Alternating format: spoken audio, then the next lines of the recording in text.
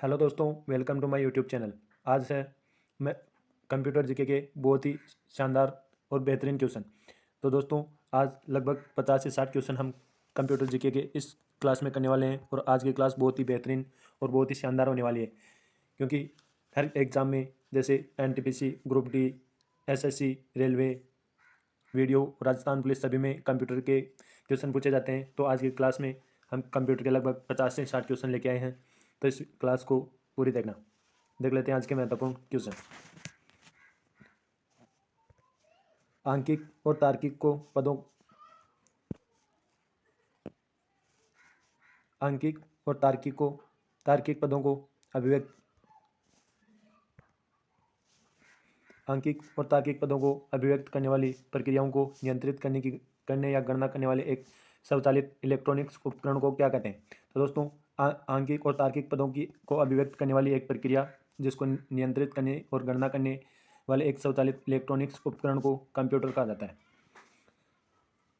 Computer का मौलिक काम क्या होता है? तो कंप्यूटर का मौलिक काम होता है प्रोग्रामों का कार्यान्वयन करना। अगर आपसे पूछा जाए कि आउटपुट डिवाइस कौन कौन सी है, तो आउटपुट डिवाइस है monitor, video, printer, plotter, speaker, card reader और टेप रीडर। ये सब आउटपुट डिवाइस है। अगर आपसे पूछा जाए कि इनपुट डिवाइस कौन कौन सी है, तो हम देख लेते हैं। इनपुट डिवाइस है keyboard, mouse, joystick, light pen, scanner, barcode reader, optical mark reader, OCR और माइक आदि इनपुट डिवाइसेज हैं। तो अगर आपसे पूछा जाए कि इनपुट डिवाइस कौन कौन सी है, तो keyboard, mouse, joystick, light pen, scanner, barcode reader, optical mark reader, OCR और माइक आदि इनपुट डिवाइसेज हैं। एक निश्चित काम को पूरा करने के लिए दिए गए निर्देश के सिलसिले को क्या कहा जाता है? तो एक निश्चित काम को पूरा करने के लिए दिए गए निर्देश के सिलसिले को प्रोग्राम कहा जाता है। आधुनिक डिजिटल कंप्यूटर में डाटा को किस गणितीय पद्धति के अंतर्गत दर्शाया जाता है? आधुनिक डिजिटल कंप्यूटर में डाटा को तृतीयक गणितीय पद्धति के अंतर्गत दर्शाया जाता है। किन दो संकेतकों को डाटा को दर्शाया जाता है? तो 0 और 1 संकेतकों से डाटा को दर्शाया जाता है। 0 और 1 को dot dot dot dot bit कहते हैं। तो 0 और 1 को एक बाइनरी अंक होते हैं, इनको बाइनरी अंक बिट कहा जाता है। बिट क्या है? अगर आपसे पूछा जाए कि बिट क्या है, तो बिट है कंप्यूटर की सबसे छोटी इकाई होती है। कंप्यूटर की सबसे छोटी इकाई बिट होती है। कंप्यूटर की सबसे छोटी इकाई बिट होती है। एक कैरेक्टर को दर्शाने के लिए कंप्यूटर कितने बिट का प्रयोग करता है?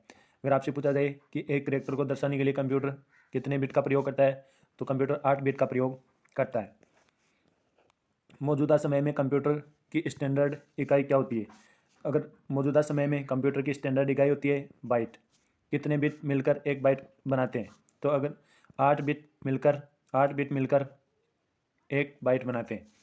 4 बाइट के बराबर क्या होता है? तो 4 बाइट के बराबर होता है निबल। अगर आपसे पूछा जाए कि ASCII जिसका संक्षिप्त रूप क्या है, तो ASCII जिसका संक्षिप्त रूप है American standard code for information interchange.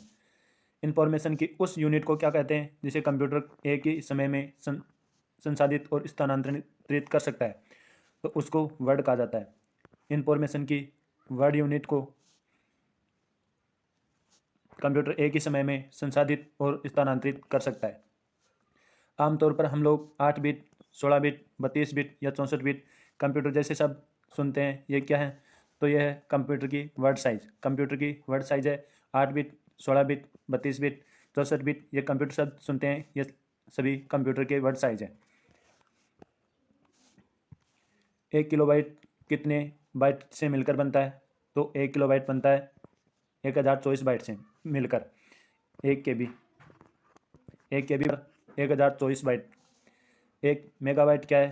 तो 1 MB बराबर 1024 किलोबाइट इंटू 1024 किलोबाइट मिलकर 1 MB का निर्माण करते हैं। 1 गीगाबाइट कितने मेगाबाइट के बराबर होता है? तो एक एम 1 GB 1 GB लगभग 1024 MB के बराबर होता है।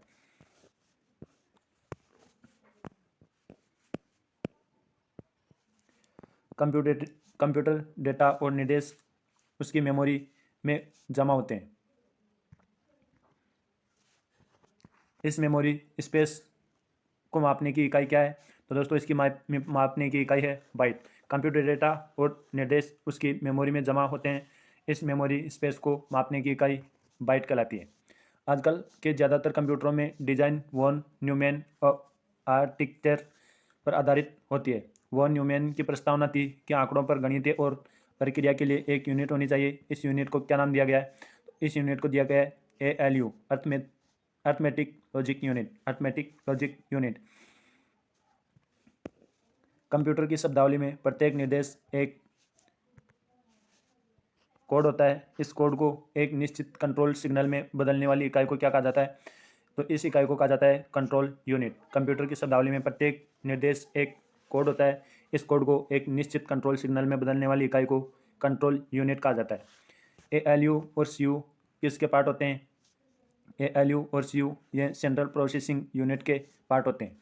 कंप्यूटर की मेमोरी को क्या कहा जाता है? तो कंप्यूटर की मेमोरी को बिट में मापा जाता है। कंप्यूटर की मेमोरी को डॉट डॉट डॉट में मापा जाता है। तो दोस्तों ये बिट में मापा जाता है। एक कंप्यूटर CPU की क्षमता किसमें मापी जाती है? एक CPU की क्षमता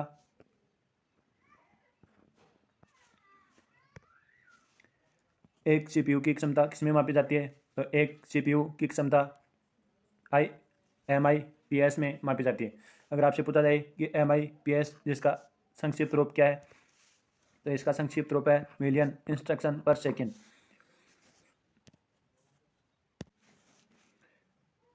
CPU के जिस क्षेत्र में सभी गणितीय और तार्किक प्रक्रियाएं संपन्न होती है उसे क्या कहा जाता है? तो उसे कहा जाता है logic unit. Logic unit. Register का साइज जितना बड़ा होगा प्रोसेसिंग स्पीड उतनी ही तेज़ होती है। रजिस्टर का साइज जितना बड़ा होता है प्रोसेसिंग स्पीड उतनी ही तेज़ होती है। इंटीग्रेटेड सर्किट तकनीक के अंतर्गत मीडियम स्केल इंटीग्रेशन में एक चिप पर कितने गेट लगे होते हैं? तो इस पर लगभग सैकड़ों गेट लगे होते हैं। इंटीग्रेटेड IC तकनीक के अंतर्गत मीडियम स्केल इंटीग्रेशन में एक चिप पर लगभग सैकड़ों गेट लगे होते हैं। लार्ज स्केल इंटीग्रेशन में एक चिप पर कितने गेट लगे होते हैं? तो इस पर लगभग 1000 गेट लगे होते हैं। वेरी लार्ज स्केल इंटीग्रेशन में एक चिप पर लगभग कितने गेट लगे होते हैं? तो वेरी लार्ज VLSI जिस पर लगभग 10 लाख गेट लगे होते हैं। लगभग 10 लाख गेट लगे होते हैं। अगर आपसे पूछा जाए कि VLSI तकनीक का सबसे खास असर क्या पड़ता था? तो एक ही चिप पर संपूर्ण CPU या मेन मेमोरी का बनना संभव होना, यह VLSI तकनीक का सबसे खास असर पड़ता है। एक ही चिप पर सभी कंपोनेंट को रख पाने में इंटेल को कब सफलता मिली? तो इंटेल को सन 1971 में एक ही चिप पर सभी कंपोनेंट को रख पाने में सफलता मिली। एकल चिप प्रोसेसर को डॉट डॉट डॉट डॉट भी कहा जाता है। तो एकल चिप प्रोसेसर को एक माइक्रो प्रोसेसर भी कहा जाता है। प्रथम माइक्रो प्रोसेसर कौन सा था? अगर आपसे पूछा जाए कि प्रथम माइक्रो प्रोसेसर कौन सा था? तो प्रथम माइक्रो प्रोसेसर था इंटेल 4004। इंटेल 4004 पुराने ढंग का माइक्रो प्रोसेसर था। इसे खास मकसद से बनाया गया था। सन 1974 में पहला आम इस्तेमाल वाला माइक्रो प्रोसेसर आया, वह कौन सा था? तो इसका नाम था इंटेल 8080। इंटेल 8080। अगर आपसे पूछा जाए कि मॉडेम का पूरा नाम क्या है? तो अगर मॉडेम का पूरा नाम पूछा जाए इसका नाम है modulator and demodulator. Modulator and demodulator. Intel 80286 processor में कितने ट्रांजिस्टर लगे होते? तो इंटेल 8028086 इसमें लगभग 1,34,000 ट्रांजिस्टर लगे थे। इंटेल 80286 प्रोसेसर का आविष्कार कब हुआ था? तो इंटेल 80286 में का प्रोसेसर का आविष्कार सन 1982 में हुआ था। प्रोसेसर में कितने ट्रांजिस्टर लगे होते थे? प्रोसेसर में लगभग 2,75,000 ट्रांजिस्टर लगे होते थे। प्रोसेसर कितने बिट का होता है? प्रोसेसर लगभग 32 बिट का होता है। अगर आपसे पूछा जाए कि प्रोसेसर के आविष्कार की घोषणा इंटेल ने कब की? तो इसकी घोषणा अप्रैल सन 1989 में की गई थी। पेंटियम प्रोसेसर यह कब आविष्कृत हुआ था? तो पेंटियम प्रोसेसर यह मार्च सन 1993 में आविष्कृत हुआ था। पेंटियम प्रोसेसर में कितने ट्रांजिस्टर लगे होते हैं? तो पेंटियम प्रोसेसर में लगभग 31 लाख से ज़्यादा ट्रांजिस्टर लगे होते हैं। 486 प्रोसेसर में के मुकाबले पेंटियम कितना ताकतवर था? इसका प्रोसेसर के मुकाबले पेंटियम लगभग 3 गुना ताकतवर था। प्रोसेसर कोप्रोसेसर और माइक्रो प्रोसेसर का सहायक होता है। कोप्रोसेसर की संज्ञा किसे दी गई है? तो यह मैथ कोप्रोसेसर या न्यूमेरिक कोप्रोसेसर की संज्ञा दी गई है। किसने बायोचिप सबसे पहले तैयार की थी?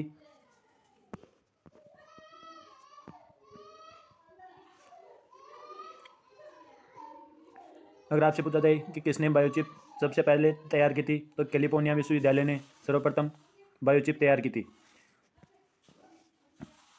कंप्यूटर एडेड डिजाइन और 2D या 3D ग्राफिक्स बनाने में कौन सा प्रोसेसर करता है? तो दोस्तों इसमें numeric coprocessor computer aided design और 2D या 3D ग्राफिक्स बनाने में प्रोसेसर कार्य करता है। ALU में रहने वाले रजिस्टर को क्या कहते हैं? जो गणितीय तार्किक क्रियाओं का परिणाम रहता है। तो इसमें एक्यूमुलेटर ALU में रहने वाले रजिस्टर को कहा जाता है, जो गणितीय तार्किक क्रियाओं का परिणाम करता है। स्टैक पॉइंटर भी एक रजिस्टर है। इसका क्या काम है? तो स्टैक के पहले लोकेशन का पता रखना यह इसका मुख्य कार्य है। अगली बार प्लान होने वाले निर्देश का पता कौन सा रजिस्टर अपनी मेमोरी में रखता है? तो यह प्रोग्राम काउंटर रजिस्टर अपनी मेमोरी में रखता है। एक विशेष उद्देश्य के लिए लोकेशन की सीक्वेंस को क्या कहा जाता है? तो इसकी सीक्वेंस को कहा जाता है स्टैक। CAD का पूरा नाम क्या है? तो अगर आपसे पूछा जाए कि CAD का पूरा नाम क्या है, तो इसका पूरा नाम है कंप्यूटर एडेड डिजाइन।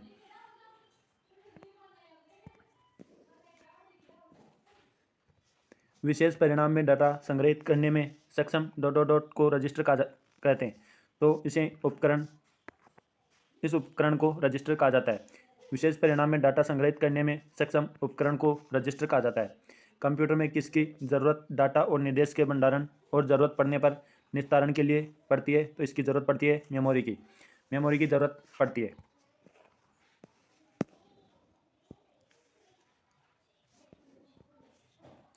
अगर आपसे पूछा जाए कि SVGA या VGA जिसका पूरा नाम क्या है, तो इसका पूरा नाम है super video graphics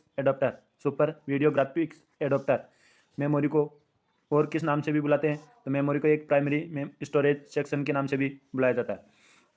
memory cell क्या होता है? मेमोरी सेल मुख्य मेमोरी में भंडारण की आधारभूत इकाई होती है। मेमोरी में भंडारण की आधारभूत इकाई होती है। एक मेमोरी सेल में इंफॉर्मेशन की कितनी मात्रा होती है? तो एक मेमोरी सेल में इंफॉर्मेशन की लगभग 1 बिट मात्रा होती है। पेंटियम कितने बिट का माइक्रो प्रोसेसर था? तो पेंटियम लगभग 64 बिट का माइक्रो प्रोसेसर था। तीव्र गति वाले रजिस्टर के छोटे सेट में से मिलकर बनते हैं जो प्रोसेसर के अंदर होते हैं। इसका पूरा नाम है इंटरनल प्रोसेसर मेमोरी तीव्र गति वाले रजिस्टरों के छोटे सेट से मिलकर बनते हैं जो प्रोसेसर के अंदर होते हैं। भौतिक रूप से मेमोरी कितने तरह की होती है? तो भौतिक तरह से मेमोरी 2 तरह की होती है, एक प्राइमरी मेमोरी और एक दूसरी सेकेंडरी मेमोरी। अगर प्राइमरी मेमोरी को मेन मेमोरी भी कहा जाता है। प्राइमरी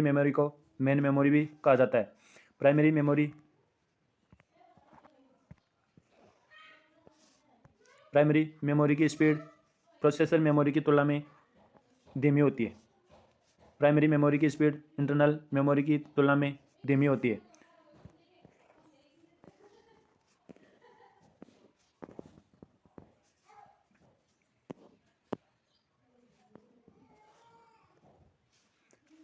जब कंप्यूटर ऑन रहता है तो प्राइमरी मेमोरी सभी निर्देशों को याद रखती है, और जब कंप्यूटर ऑफ रहता है तो प्राइमरी मेमोरी के सभी निर्देश समाप्त हो जाते हैं।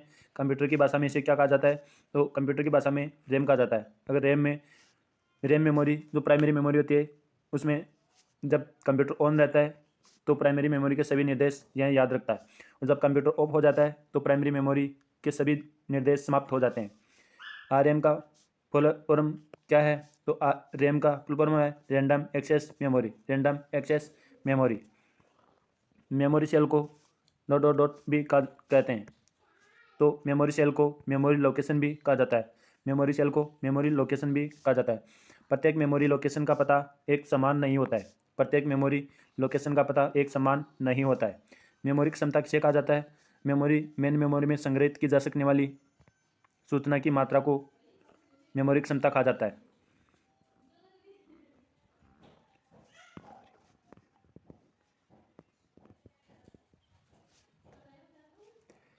रैंडम एक्सेस मेमोरी के तहत मेमोरी हिस्से को लिखने या पढ़ने के लिए एक्सेस कर सकते हैं। तो यहाँ किसी भी हिस्से को लिखने या पढ़ने के लिए एक्सेस कर सकते हैं। रोम मुख्य मेमोरी का ही एक अन्य हिस्सा होता है। इसका पूर्ण रूप क्या है?